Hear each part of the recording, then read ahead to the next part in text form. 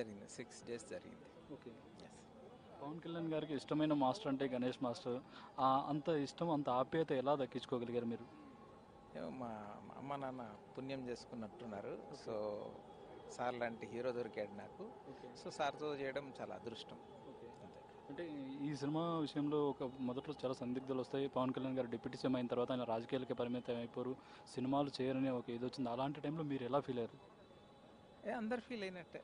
సినిమాలు కావాలి కదా మనకి. ఓకే. మనకు సినిమా ఇష్టం, డాన్స్ ఇష్టం. So dancers. సో అందరిలాగానే సేమ్ కదా. నేను ఫ్యాన్ కదా. ఓకే. నేను ఆయనతో పని చేసేటప్పుడు ఫ్యానే, చూసేటప్పుడు కూడా ఫ్యానే. ఓకే. సో అంటే ఈ సినిమా విషయానికి వస్తే పవన్ కళ్యాణ్ గారు ఆయన మార్షల్ ఆర్ట్స్ నేర్చుకుని ఆ మార్షల్ ఆర్ట్స్ని ఇందులో ఉపయోగించారు. ఆయన ఫైట్ సీక్వెన్స్ కూడా ఇందులో చేశారు. కంపోజ్ 60 రోజుల పాటు ఫైట్ సీక్వెన్స్ సాగిందన్నారు. అది ఎలా జరిగింది ఏంటి సార్ అసలు? అది సినిమా కదా, మాకు సాంగ్ వరకు తెలుస్తుంది. సినిమా అనేది నేను కూడా మీలాగానే థియేటర్లోనే చూడాలి. Fight okay. సాంగ్ వరకే కదా నా డ్యూటీ. అందుకని సో చాలా బాగుంటుంది. ట్రైలర్లో అదరగొట్టేస్తారు కదా. ఓకే. ఇంకా దాన్ని మించే ఉంటుంది నాకు తెలుసు. అదే అంటే హరిహర వీరమల్లో ట్రైలర్ తర్వాత చాలా బజ్ వచ్చింది. సాంగ్స్ ఇంకేమైనా పెండింగ్ ఉన్నాయి రిలీజ్ కావాల్సినవి? ఇంకేం లేవు నాకు తెలిసి, అన్నీ వచ్చేసినట్టే.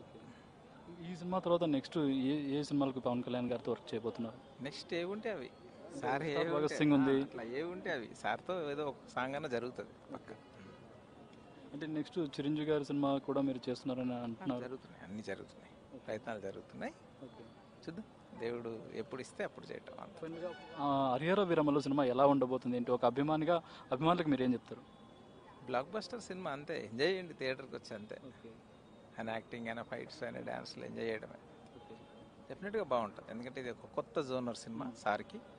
డెఫినెట్లీ అందరం, నేను కూడా వెయిటింగ్ ఎలా ఉండబోతుంది చూడండి. పవన్ కళ్యాణ్ గారి సినిమాలో ఎంటర్టైన్మెంట్తో పాటు ఏదో ఒక మెసేజ్ ఉంటుంది. ఈ సినిమాలో ఆ మెసేజ్ ఎలా ఉండబోతుంది? ఇక తెలియదు కదా, సినిమాలనే తెలుస్తుంది అది. ఇప్పుడు తెలియదు, థియేటర్లోనే తెలుస్తుంది.